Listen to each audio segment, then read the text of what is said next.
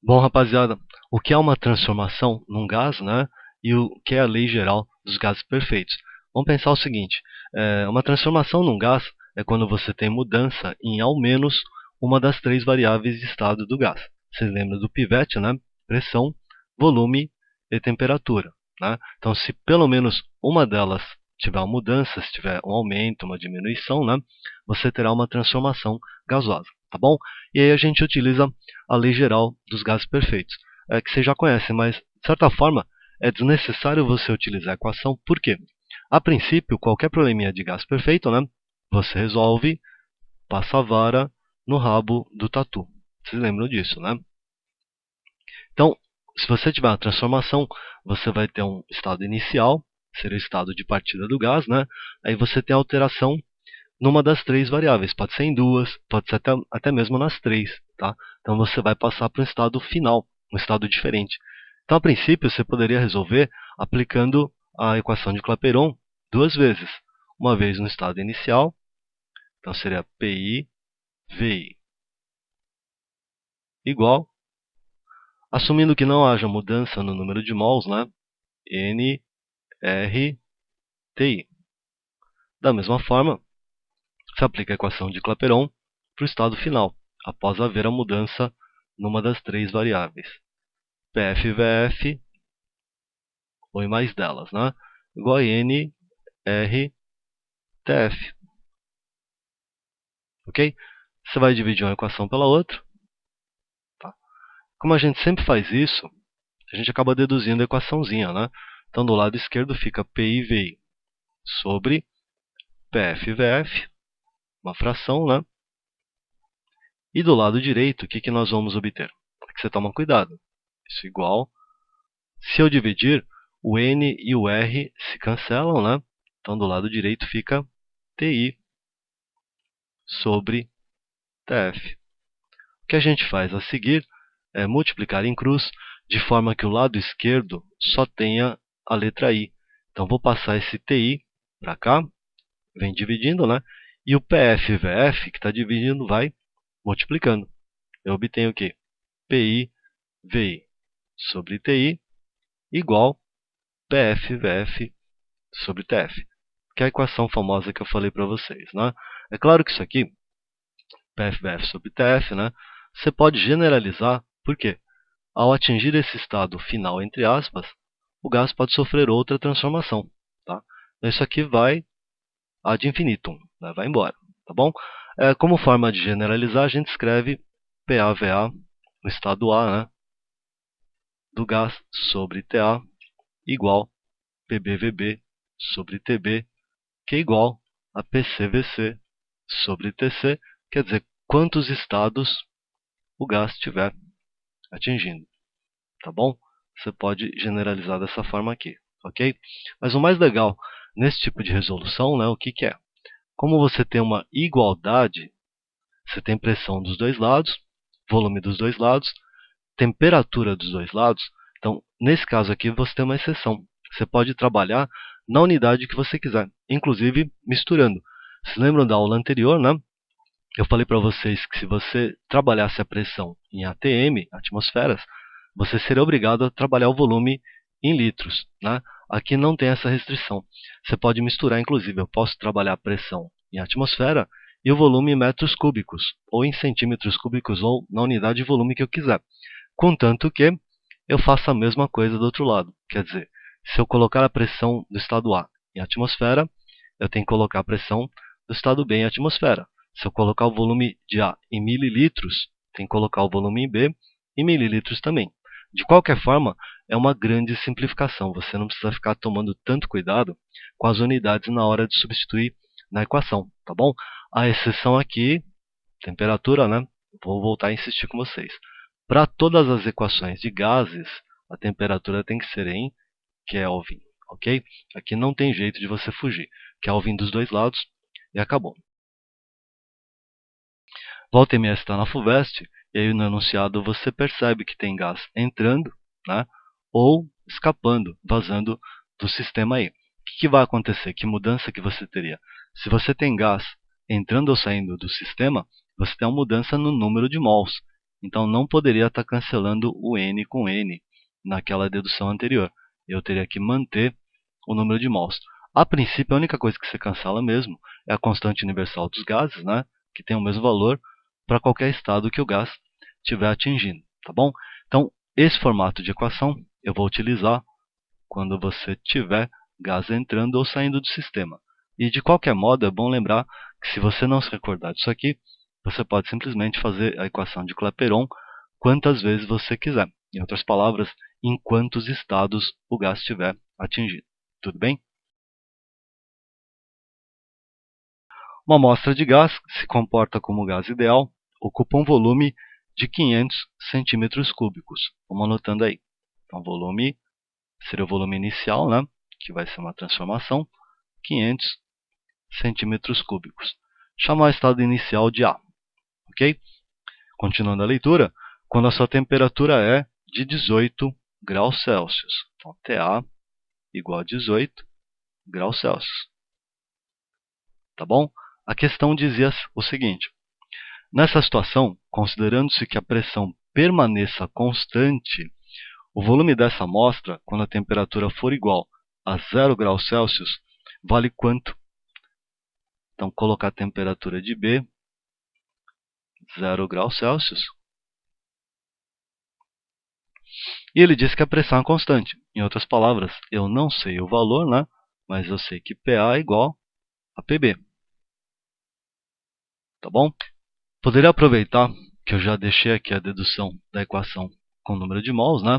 Se eu voltasse no texto, eu perceberia que não há alteração no número de mols. Então, cancelaria aqui. E aí, como é que ficaria? PA, eu vou trocar por PB, né? Que a pressão é constante, vezes volume de A, posso trabalhar em centímetros cúbicos também, ou posso transformar para litros se eu quisesse, né? A ideia é a seguinte: como eu posso trabalhar com qualquer unidade, a unidade que eu substituir aqui vai ser a unidade do lado de cá. Então, PB do lado direito, VB é a pergunta, deixar assim, sobre TA e TB são dados, né? TA seria 18, TB seria 0. Só que essas duas temperaturas em graus Celsius, né? O que eu teria que fazer a seguir? Para transformar para Kelvin, eu teria que somar 273. Tanto no 18 graus Celsius quanto no 0 graus Celsius. Tá bom? Na sequência, cancelaria a pressão de B com a pressão de B. Pressão constante, né? Não esqueçam, um outro modo de falar isso em vestibular é que a transformação é isobárica. Tá? Fácil de lembrar se você recordar que barômetro é medidor de pressão. Tá bom? Bom, continuando, como é que ficou aí? 500, que eu cancelei o PB, né? Sobre 18 mais 273 dá 291. Isso igual volume de B, vou insistir, vai ser em centímetros cúbicos, por quê? Porque eu comecei em centímetros cúbicos aqui, tá bom?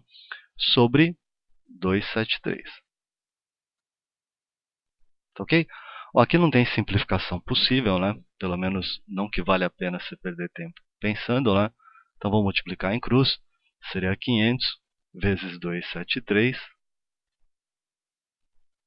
273 passa multiplicando, né? Sobre 291.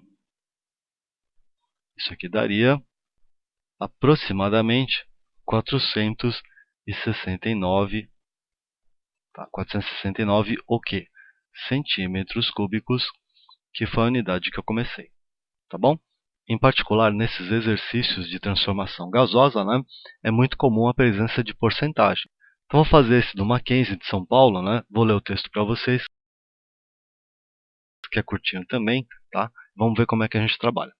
Certa massa de gás perfeito sofre uma transformação de maneira que o seu volume aumenta de 20%. Como é que eu vou escrever isso aí? Volume final, ele falou que aumenta, né? É o volume inicial, VA, 20% maior. Então, mais 20% de VA. Em outras palavras, seria 120, né, por cento. Continuando a leitura, sua temperatura absoluta diminui de 40%. Então, a temperatura final, temperatura de B, seria a temperatura de A menos, diminui 40%, né? 40% da própria temperatura de A. Tá bom? Questão, terminada essa transformação, qual será a pressão do gás? Tá? Ele quer saber quantos por cento é maior ou menor. Claro que é extremamente desagradável você trabalhar dessa forma aqui, literal, né? Com letras. Então eu sempre falo para vocês, quando um probleminha não passa os valores para vocês, vocês podem chutar qualquer valor, seguindo a proporção, lógico, né? Normalmente a gente chuta o valor 1, por quê? Porque as contas ficam mais fáceis, mas para porcentagem a gente faz uma exceção, por quê? Para porcentagem, qualquer cálculo é mais fácil em cima do número 100, tá? Então você sempre vai pensar em 100. Como assim? Eu coloquei o formato geral aqui, formato da lei geral, né? PAVA-TA igual PB-VB-TB. Tá? Aí na hora que eu for pensar na pressão, vamos deixar a pressão aqui, por exemplo, PA sobre o volume de A não foi dado. Então vou chutar 100. Oh, como assim, professor? Você pode chutar qualquer coisa? A proporção se mantém, né? E se você pensar um pouquinho, se eu colocasse 200 aqui, o lado de cá ficaria 200 maior ou menor, tá? 200 mais alguma coisa ou 200 menos alguma coisa. Então a proporção se manteria. TA também não foi dado, então também eu vou chutar 100. Tá? Quem estiver achando esquisito, espera um pouquinho. Pressão de B, pressão final, né? Vezes. Agora que vem o diferencial. O volume de B, o texto dizia que era o quê? 20% maior. Aumentou 20%. Então, como eu chutei 100 para o volume inicial, aí você percebe a vantagem. 20% de 100 é 20. Então, 20% a mais é 120. Tá bom? Se eu tivesse chutado 200, aqui ficaria 240, né, que seria 20% a mais em cima de 200. Tenta fazer. Aí, verifica aí, você vai perceber que a proporção se mantém. Mesma coisa para a temperatura. Eu tinha chutado 100 para a temperatura de A, tá? E no texto diz que a temperatura diminui 40%. 40% de 100 é 40 mesmo. Então, se eu diminuir 40 de 100, vai sobrar 60. Aí vocês percebem como fica fácil aí. Do mesmo lado do sinal de igual, você só pode cancelar em cima e embaixo. Tá? Então, aqui eu cancelo o 0 com 6. Até poderia cancelar o 12 com 6, mas aqui está facinho, né? Então vamos ver como é que fica. PA igual PB vezes 12 sobre 6. Aí eu vou multiplicar em cruz, vou isolar o PB, né? Que é a pergunta, a pressão final. Como é que ficaria o PB? PB igual 6. Multiplica, né? E o 12 divide. Só que 6 sobre 12 é 0,5. Não é isso? Como é que eu leio isso aqui? Eu posso ler assim. A pressão final, PB, né, vai ser metade da pressão inicial. Ou, em outras palavras, a pressão teve uma diminuição de 50%. Diminuiu 50%, que é a resposta aí. Bom, rapaziada, como terceiro exemplo, eu vou resolver essa questão do Mackenzie, né? Porque transformação gasosa aparece muito em gráficos, né? E esse aqui é bem interessante porque, primeiro, gráfico de pressão na vertical por volume na horizontal é chamado de diagrama de Clapeyron.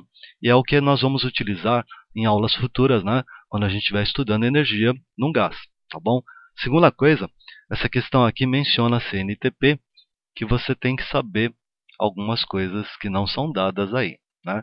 CNTP, condição normal de temperatura e pressão, seria a temperatura de 0 graus Celsius, tá?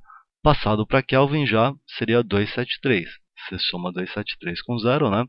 Dá 273 Kelvin, tá bom? E a pressão, nível do mar, né? 1 atm. Tudo bem? Você precisa desses dois dados para resolver a questão. Vocês vão ver por quê, ó. A questão diz aí, o mol de gás ideal inicialmente no estado A, ocupa o volume de 5,6 litros. Isso está expresso no gráfico aqui. Após sofrer uma transformação isotérmica, ele é levado ao estado B. Tá? Só que o ponto B não tem nem o valor de pressão, nem o valor de temperatura. Então isso aqui que eu vou colocar em verde, você teria que saber, né? É a questão da CNTP. Tá? A temperatura eu vou usar depois. A pressão é 1 atm.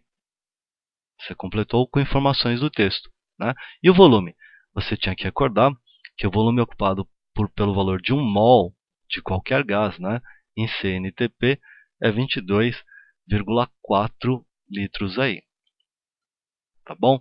Então, essas duas informações eu teria que completar sabendo a teoria. Tá? Daqui para frente ficaria fácil, por quê? Se você volta no texto, ele fala que é isotérmica, você já cancela a temperatura. São temperaturas iguais. Então, vou ficar com a lei geral, PAVA igual PBVB. Tá bom? Como é que ficaria? Pressão de A é o que eu quero descobrir. Vezes volume de A, está aqui, né? 5,6. Isso igual pressão de B, é 1 atm, né? Está aqui no gráfico, vezes volume de B, que seria o volume ocupado pelo gás em CNTP, 22,4. Tá bom?